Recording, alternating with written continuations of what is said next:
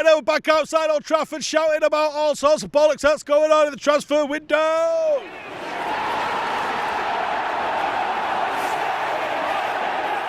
How many of these are going to be 0 out of 10?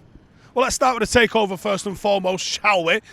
Over the last 24, 48 hours, it seems to have emerged that the Qatari bid is the winning bid.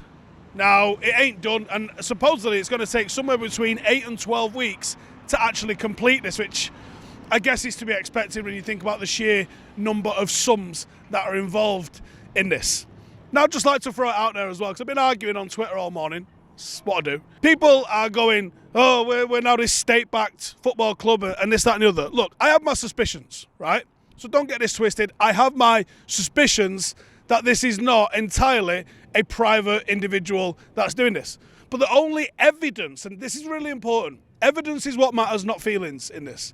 The only evidence that we have is the reports that say this is a consortium of high net worth private individuals. Now, you can speculate on where their money came from. You can even say it comes from oil, because it probably did, ultimately.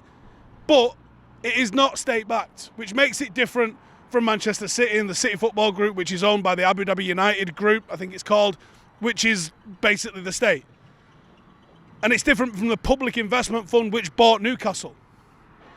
And the only arguments with those two things is they're going, oh, it's technically not thingy. States have bought football clubs.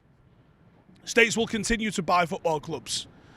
The big question in all of this is, why would they pretend this was a private individual buying this if it was the state?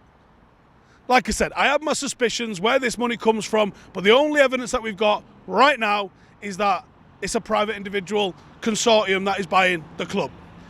I might as well do a rating on this. Do I think it's going to happen? It feels like we're getting into like the 8.5 kind of territory, doesn't it, with Sheikh Jassim and his consortium of whoever they are. I'm just kind of glad. Listen, I don't want Manchester United to be state-owned. I've been clear on that from minute one. I don't think United need it, and I don't think this football club deserves to be treated like a sports-washing, state-owned entity. I just don't. So I think it'll go through, and I hope it isn't state-owned, and I hope it doesn't come out in the wash later down the line. But like I said, evidence is important to me, and the only evidence that we've got right now is that it's a series of high-net-worth individuals, and anyone that's arguing otherwise wants it to be state-owned for some reason. If it comes out in the end that it is state-owned, then I'll go, okay, it's state-owned. You've got to show me some evidence first. Right, now let's get into the transfers. And hot on the back of the, are we going to be owned by Qatar? One thing that will really put the cat amongst the pigeons, and one thing that will do nothing to slow down the rumours that we are state-owned, is if Kylian Mbappe goes and plays football there more than once. Because obviously we've got the group that owns PSG. You've got a different group that's totally separate and definitely not linked that owns Manchester United. And if Kylian Mbappe just rocks up at United, like, ta-da, shit, we're state-owned. Me standing here telling you that United are going to sign Kylian Mbappe is a fucking 0 out of 10 every single day of the summer. But, like I said, I do have my suspicions that we might have some sort of state involvement. And I think Kylian Mbappe and Neymar, you better believe we're talking about him later on, I think are the little playthings of this said state. So I can't stand here and say 0 out of 10 Kylian Mbappe. And then let's look at the situation that there is with Kylian Mbappe. He's got 12 months left on his contract. He's gone, hey, PSG, I'm fucking out of here. PSG, quite rightly, have gone, right, we can't really, for FFP reasons, allow him to just walk into the sunset for free. We could do with getting some money for him. Kylian Mbappe being the player that he is £100 million of anybody's money, even with only a year left on his contract. Real Madrid will be all over this like a rash. PSG supposedly, reportedly, don't want to sell to Real Madrid. So you're looking at the potential suitors for him. Does he suit Manchester City? No. I also think the Qatari rivalry with Abu Dhabi means that he ain't going to City anyway. It's not a sale that they want to see happen. Who else can afford him? You're looking at the fellas from Trafford. Or Chelsea, maybe. Todd Boehly would buy him. Todd Boehly would buy him in a heartbeat. That's a realistic one. He's not going to go to a place where he's not playing Champions League football, though, even if it was only for a season. So, Kylian Mbappe to United, the contract situation, the we're not Real Madrid situation, and my suspicion at the back of my head that we are probably at some level Qatar state-owned, albeit with no evidence yet. This would be a key piece of evidence. I got to give it a 3 out of 10, I reckon, to kick it off with. Next up, we got Super Tory Mason Mount. So, what's going on with Mason Mount? Apart from the fact that he's still getting love letters with Dido playing in the background or Frank Lampard. Dear Mason, I wrote you, but you still ain't calling. Apart from the fact that of all that, United have tabled a bid of £40 million for him. There was some talk initially that Chelsea wanted somewhere in excess of £80 million, which is like me asking for a soapy. You can ask, you ain't getting it.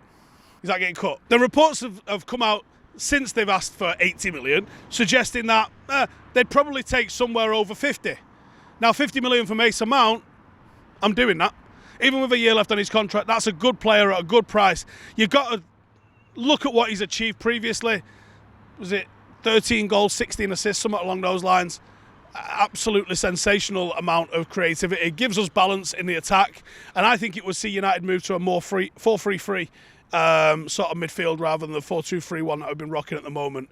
And defensively, the guy works hard. My only concern is you're looking at the dwarf squad.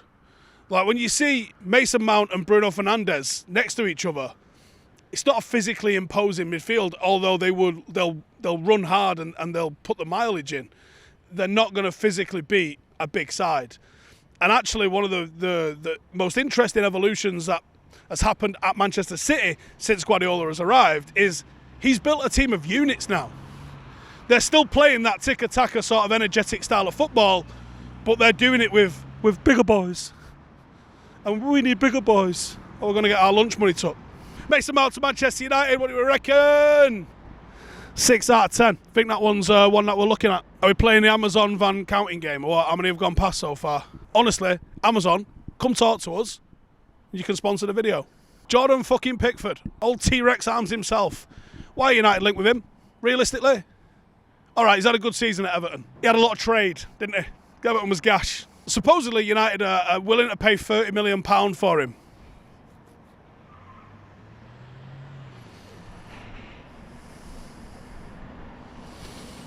I'm trying to think of a worse idea than that. And I can't think of one. And I'm a man that has a lot of bad ideas. I don't like this. I don't like how casually everyone was like, do you know what this is? This is people buying into the fact that the England football team, the perennial fucking losers, have got anyone that's worth having. Jude Bellingham aside. Maybe Harry Kane aside. Jordan Pickford is not a top-class goalkeeper. He is not a top Premier League goalkeeper. He is a goalkeeper. And United need more than a goalkeeper.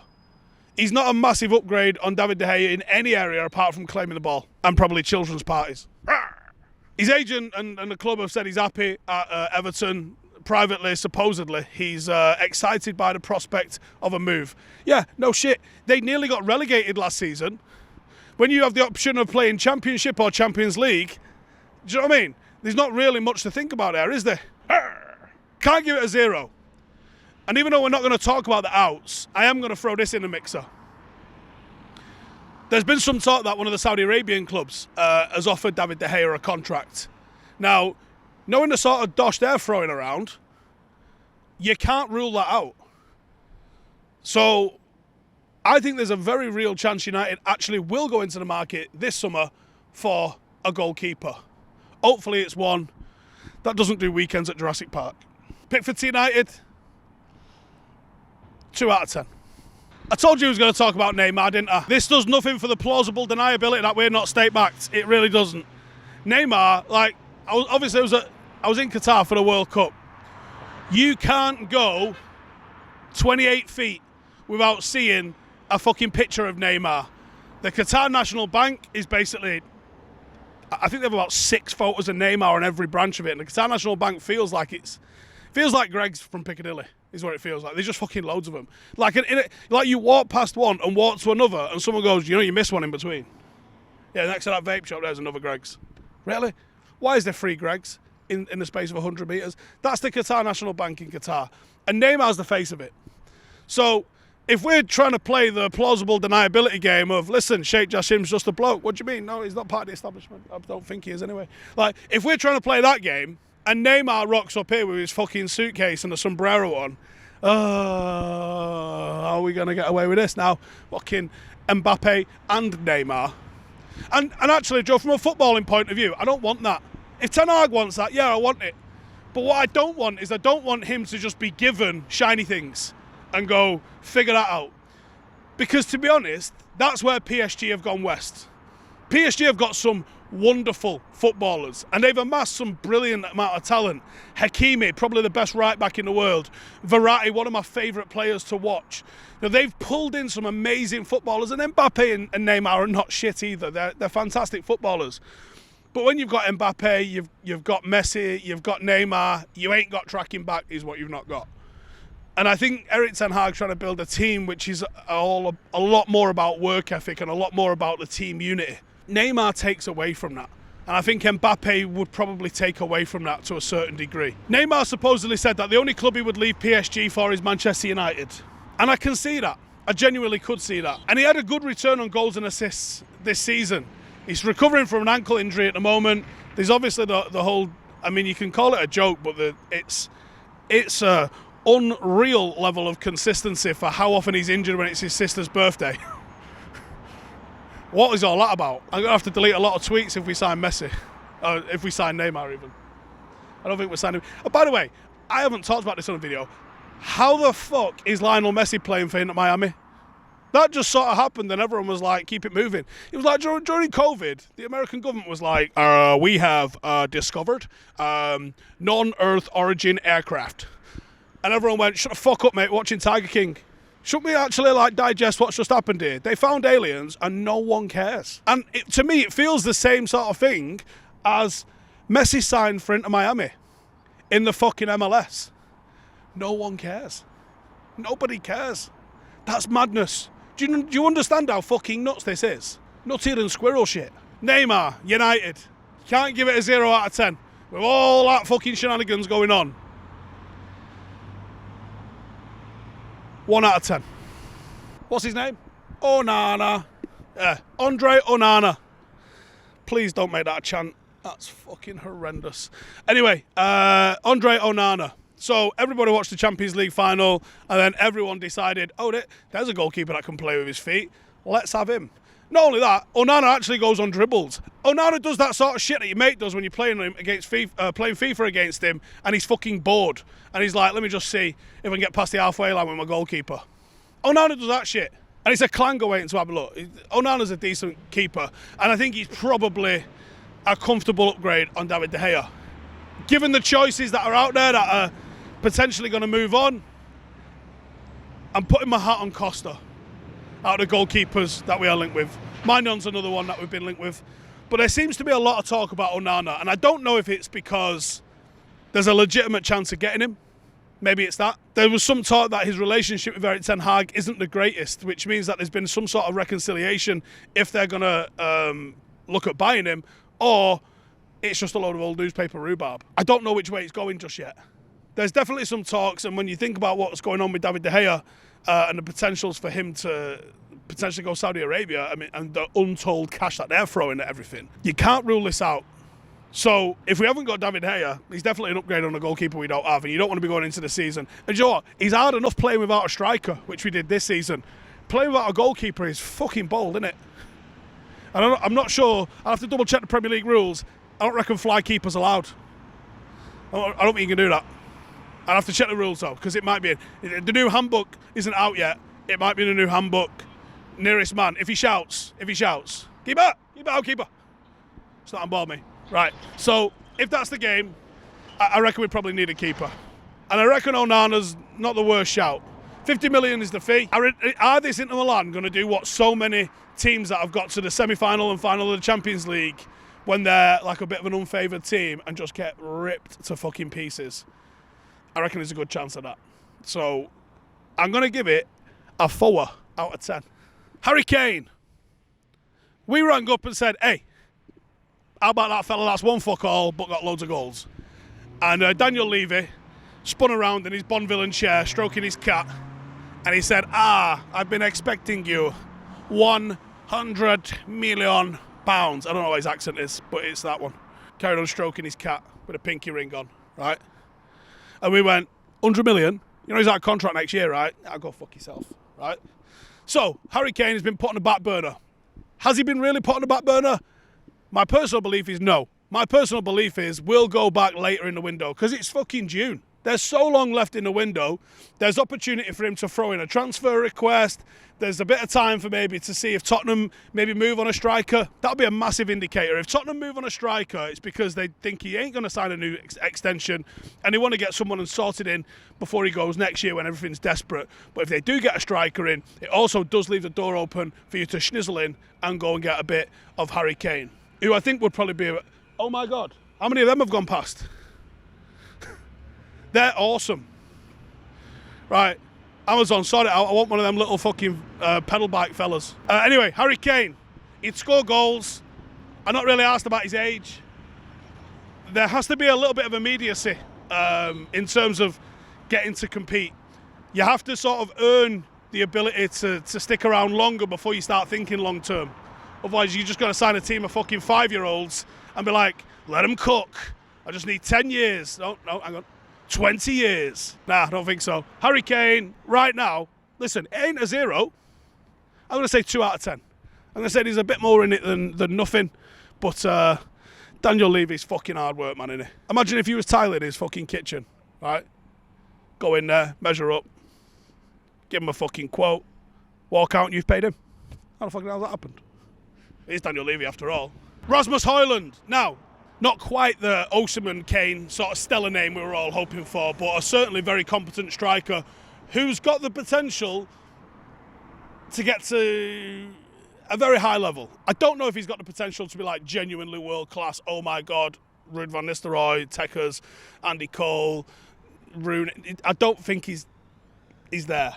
I think he's the one below that, which ain't bad. And it was rumoured to be somewhere in the region of like 30, 40, maybe 45, 50 million pound.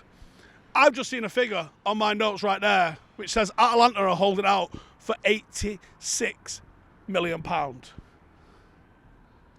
Jesus. Now, if it's 86 million pound, there's better strikers out there for 86 million pound. That was my whole thing with Mount, right? If they wanted 80 million pound, no. 40, maybe 50, I'll talk to you. 86 million. No, this guy realistically should be back up to like Harry Kane, rotation option, give Kane 60 minutes, give this kid half an hour. 86 million pound means you'll get the number 9 shirt and start every week and be mega. No two ways are out. You've got to come in and shit goals and have people going, oh my God, Ballon d'Or. Right, that's what you need to be bringing in for 86 fucking million pound. I think it'd be a mistake to get Hojlund for 86 million pound, but I also think it's a little bit of posturing from Atalanta. I'm going to say, I don't think we're going to do the deal at 86. I reckon that's just their first offer, and United go back with something like that makes any sort of sense. I think this one's got legs though, but nothing more than 5 out of 10, I would say, at the moment. Onana, we did him. Nope. Amadou Onana. Andre Onana, Amadou on. Are they related? I have no fucking clue. They might be. What are the odds? What are the odds? Onana. It'd be fucking typical of United to sign someone with a surname fucking Onana and have 2 of them. And then you're going to get a proper wank chant about Onanas in pyjamas, aren't you? And I don't want to be here for that. Anyway, United and Chelsea are supposedly going in for him. And 60 million is what they're talking about. I'm just going to say, actually, fucking no. Todd Boehly might throw that sort of stuff around for fucking Onana, right? But no. He's the lesser of 2 Onanas. I'm not paying more for him than for the goalkeeper one that we actually fucking need. No, Onana. So, yeah, that was the ins. And you're thinking, Jesus Christ, how long is this episode going to be? Well, that's it, actually. Because we're going to come back next week and do part 1 of the outs. Because I'll tell you what, needs to be a fucking exodus in this place. I'll tell you one thing for free though. Here's one. You can have this one. Put it in your pocket, it's yours. Phil Jones has gone. And I'd say he's never coming back, but don't count your chickens. But Phil Jones has gone. How did that happen? Well, the fucking 5-year contract that some fucking Burke gave him eventually ran out. So he's gone. Where's he gone? His statement was so vague Like, he might be working at CEX for all I know. He could be fucking do the new product tester on the steak bakes at Greg's. Who the fuck knows? He's not said if he's continuing playing football. He ain't said if he's retiring. He's not said if he's going working at quantum physics at fucking CERN. He said nothing about fucking nothing. So all I'll say is, good luck, whatever you do. I hope they have plastic plates. And that's it. First one of the summer. Fucking boxed right off. Do you know what? This time in 1 month, I'll be doing this in New York City, which is in the South Canada area. So stay tuned for that.